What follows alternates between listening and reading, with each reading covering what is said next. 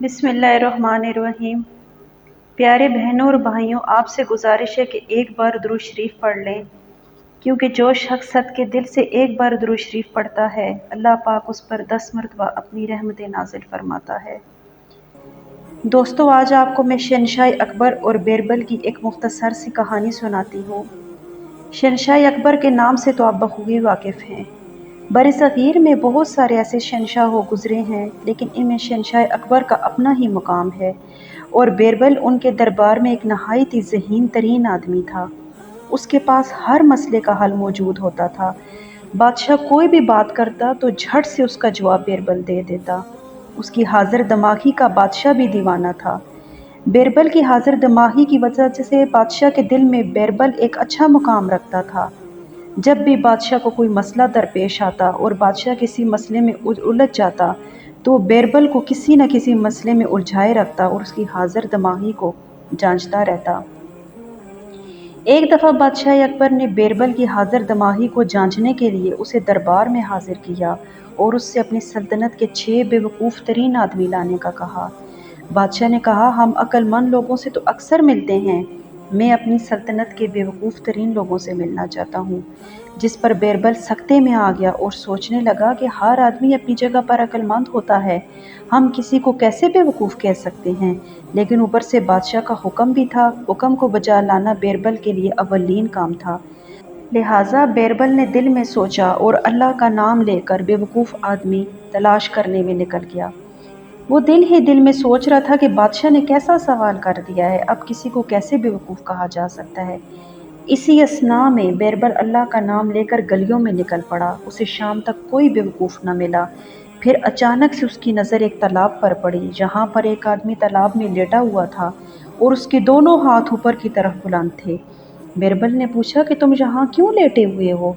उस आदमी ने जवाब दिया कि मैं अपनी बीवी के कपड़े लेने जा रहा हूँ और उसका नाप मेरे हाथ हैं। अगर मेरे हाथ डूब गए तो नाप भी डूब जाएगा। बीरबल ने शुक्र अदा किया और कहा कि तुम बिना कोई सवाल किए मेरे साथ चलो, कपड़े मैं देता हूँ। वो आदमी उसके साथ चल पड़ा। बीरबल ने कहा कि चलो, दिल में एक आदमी तो मिला, अब बादशाह के सामने वाले मैं जानने वाला हो गया हूँ। आगे देखा तो एक आदमी अपने घोड़े के ऊपर बैठा हुआ था और उसने घास का गठड़ा अपने सर पर रखा हुआ था। जब बीरबल ने पूछा कि तुमने घास अपने सर पर क्यों रखी हुई है, तुम ये घास घोड़े की पीठ पर भी तो रख सकते हो।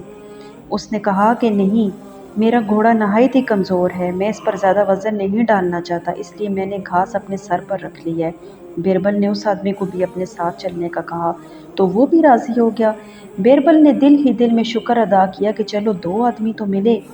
आगे जा रहा था तो उसने देखा कि एक आदमी दौड़ रहा है और साथ ऊंची ऊंची आवाज़ में बातें कर रहा है।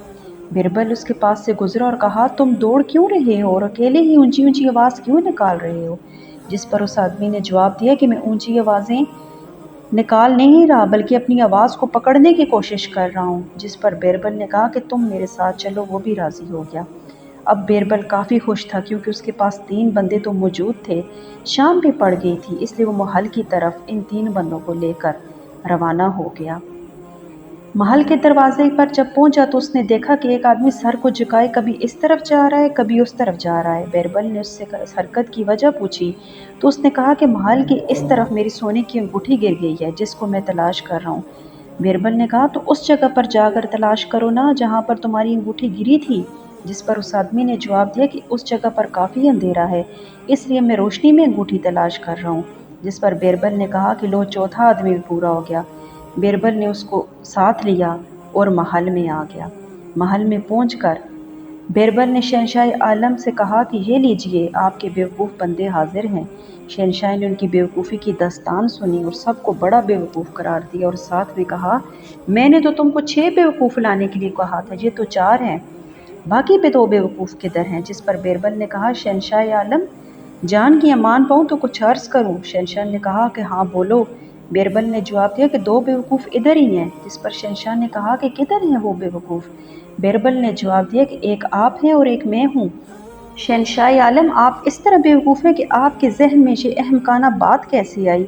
और मैं इसलिए बेवकूफ़ हूँ कि मैं आपकी अहमकाना बात को लेकर बेवकूफ़ ढूंढने चल पड़ा। جس سے شہنشاہ اکبر نے بیربل کی حاضر دماغی کی داد دی اور اسے کافی انعام سے نوازا۔ پیارے بہنوں اور بھائیوں، زندگی میں انسان کے بہت سارے ایسے پہلو آتے ہیں کہ انسان اس پہلو کے پیچھے لگ جاتا ہے۔ اس لیے آپ کو وقت ضائع کرنے کی بجائے آگے بڑھنے کی کوشش کرنی چاہیے۔ اگر آپ کوئی احمقانہ بات لے کر بیٹھ جائیں گے اور اس کے پیچھے لگ جائیں گے تو آپ سے سب سے بڑا بیوقوف دنیا میں کوئی نہیں ہوگا۔